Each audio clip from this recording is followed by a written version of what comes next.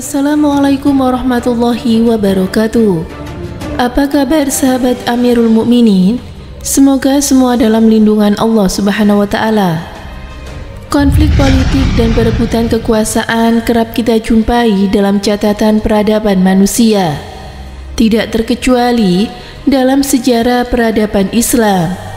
Bahkan, gejala semacam itu sudah ada sejak era para sahabat yang merupakan generasi terbaik sepanjang perjalanan dunia Islam. Perseteruan politik antara Ali bin Abi Thalib dan juga Muawiyah bin Abi Sufyan pada penghujung periode pemerintahan Khulafaur Rasyidin menimbulkan sejumlah perang saudara. Di antaranya yang paling terkenal adalah pertempuran Siffin yang terjadi pada 37 Hijriah atau dalam selang 25 tahun pasca wafatnya Rasulullah SAW. Catatan tersebut menunjukkan konflik berdarah yang melibatkan sesama muslim sudah ditempuhkan pada masa permula Islam. Benih-benih perpecahan di kalangan umat Islam pada era sahabat semakin berkembang sejak terbunuhnya Khalifah Utsman bin Affan di tangan kaum pemberontak, yakni pada 17 Juni 656 atau 18 Dzulhijjah 35 Hijriah. Ali yang kemudian dipilih menjadi khalifah pengganti Utsman menghadapi situasi negara yang tidak stabil lantaran adanya perlawanan dari beberapa kelompok, termasuk dari Muawiyah yang ketika itu menjabat sebagai gubernur Syam atau Suriah.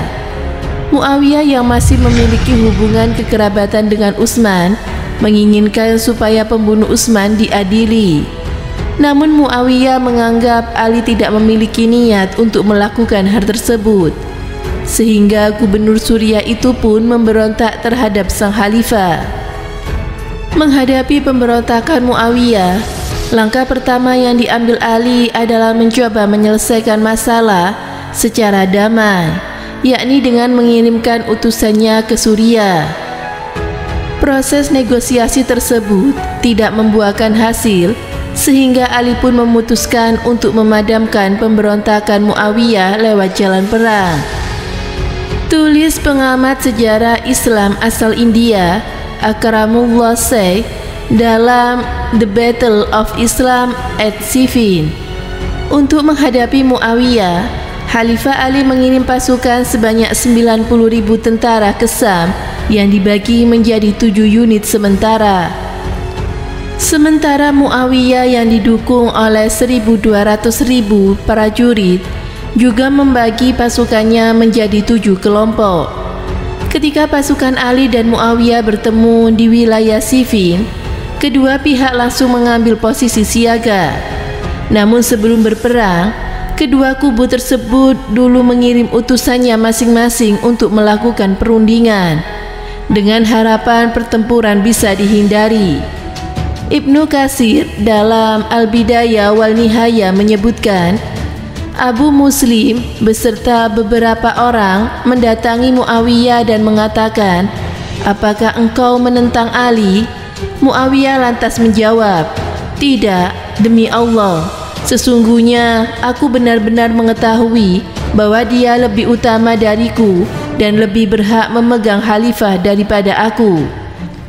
Akan tetapi, seperti yang kalian ketahui, Utsman terbunuh dalam keadaan terzalimi, sedangkan aku adalah sepupu yang berhak meminta keadilan.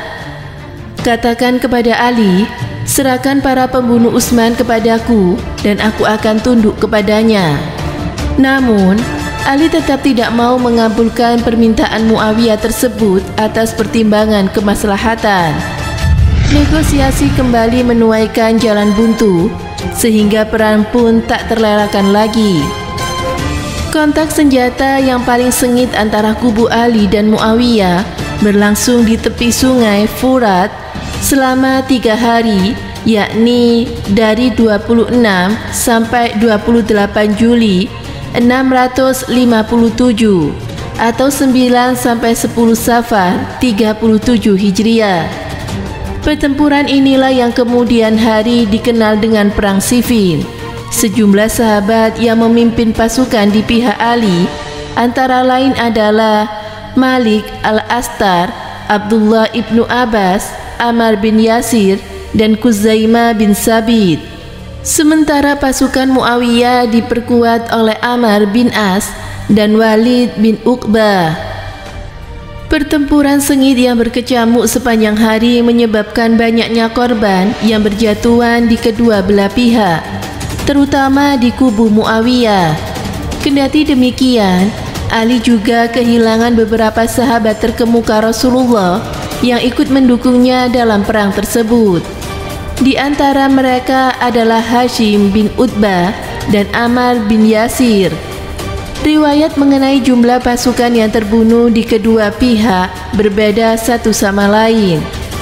Kendati demikian, sejarawan klasik asal Inggris, Gilbert Edward, dalam bukunya History of the Deadline and Fast of the Roman Empire menuturkan jumlah tentara yang tewas di kubu Ali diperkirakan sebanyak 25.000 orang, sementara di pihak Muawiyah mencapai 45.000 orang. Terbunuhnya Ammar bin Yasir membuat kubu Ali dan Muawiyah merasa terguncang, sehingga keduanya pun sepakat untuk berdamai. Mereka juga mengkhawatirkan wilayah pembatas yang sedang lemah dan bisa menyerang kapan saja oleh pasukan Persia dan Romawi Timur atau Bizantium. Pertempuran Siffin berakhir imbang. Perjanjian damai antara Ali dan Muawiyah dibuat berdasarkan Al-Quran dan Sunnah. Adapun juru runding dari pihak Ali adalah Abu Musa al-Asy'ari, sedangkan dari kubu Muawiyah adalah Ammar bin As. Selang beberapa tahun setelah perundingan tersebut, kelompok yang merasa tidak puas dengan Ali merencanakan pembunuhan terhadap sang khalifah. Sepupu sekaligus memantu Rasulullah itu akhirnya wafat pada 21 Ramadan 4 Hijriah setelah diserang oleh seorang Khawarij bernama Abdurrahman ibnu Muljam. Air mata Muawiyah untuk Ali Muhammad As-Salabi dalam bukunya Muawiyah bin Abu Sufyan mengisahkan, saat mendengar kabar tentang kematian Ali, Muawiyah pun menangis. Istrinya lantas menanyakan mengapa pendiri dinasti Umayyah itu menangisi orang yang dahulu pernah memeranginya. Muawiyah menjawab, "Kamu sebaiknya diam saja.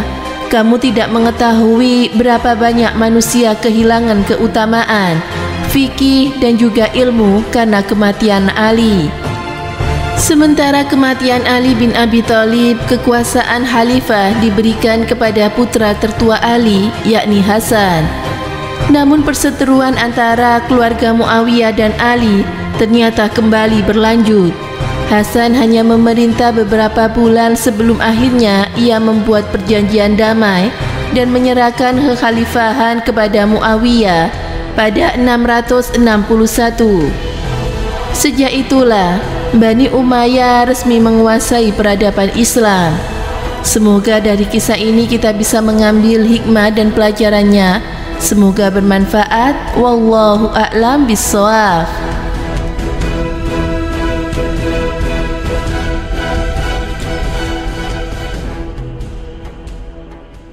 Assalamualaikum warahmatullahi wabarakatuh. Pemirsa Amirul Mukminin yang dirahmati Allah Subhanahu wa taala. Sebagai umat Islam, kita meyakini bahwa para sahabat Nabi adalah sebaik-baik sahabatnya para nabi dan rasul Muhammad Sallallahu Alaihi Wasallam. Para sahabat Nabi merupakan manusia-manusia pilihan Allah yang terbaik untuk menemani Rasulnya dalam mengemban misi kenabian. Adapun mengenai perselisihan dan peperangan yang terjadi di antara para sahabat Nabi,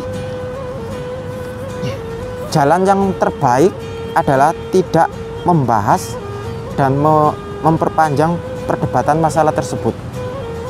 Ketika Umar bin Abdul Aziz ditanya tentang Sayyidina Ali, sahabat Utsman, perang Jamal, perang Siffin, beliau itu menjawab, itu adalah darah yang Allah selamatkan tanganku darinya, dan aku sungguh-sungguh benci menenggelamkan lidahku ke dalamnya.